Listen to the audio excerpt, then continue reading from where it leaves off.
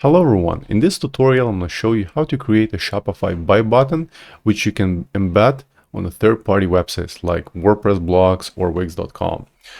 So first of all, you have to install the buy button sales channel. For that purpose, you have to go to your admin panel and then go to sales channels and click on the plus sign and look for buy button. Just click on plus and give a few seconds to install.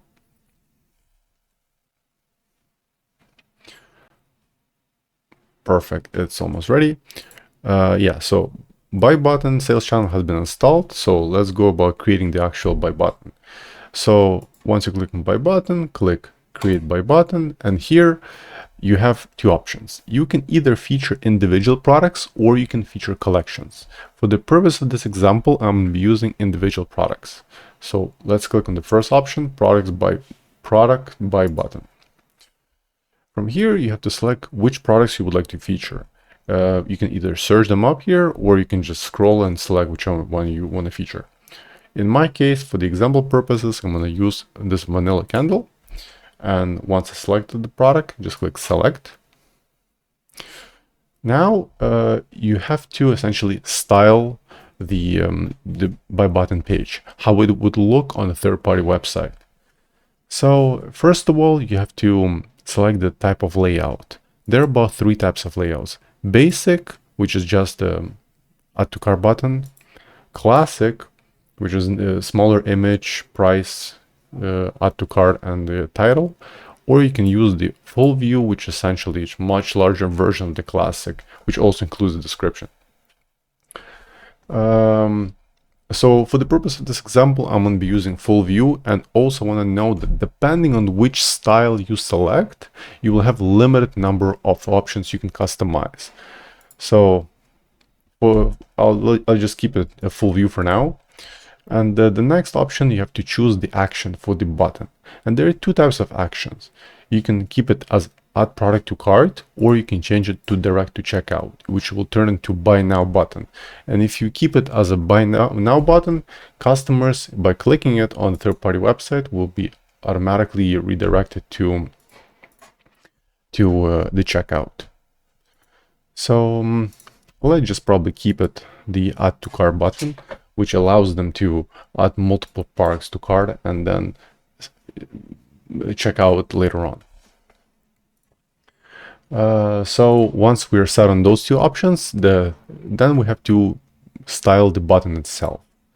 And you can just, there's all sorts of variations. You can change smooth out the corners, change the width of the button, change the actual colors of the background, the text, and as well you can change the font.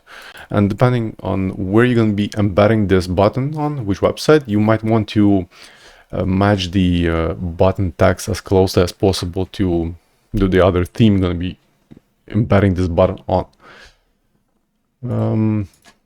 So once we set on the button style, we can also change the layout, and here you can change the add to cart text. You can just change to add, just for the example purposes. Change the colors, and of course you can change the typography. So once you're set on that, you can also change the shopping cart behavior. So not behavior, but the visual aspect of the shopping cart. Again, you can change the actual heading of the cart to name something else. Subtotal, this one you can rename it. You can add basically an instruction note where customers can send whatever notes they want to add with their order, special instructions and stuff like that. Then you can change the additional information text, which is this one, and button text, check this one, and empty cart, for example. Let's say it's fully empty. You can change this text, empty cart text, to something else. No, let's just say cart is empty. See, so that's what it is, and as well you can change the colors.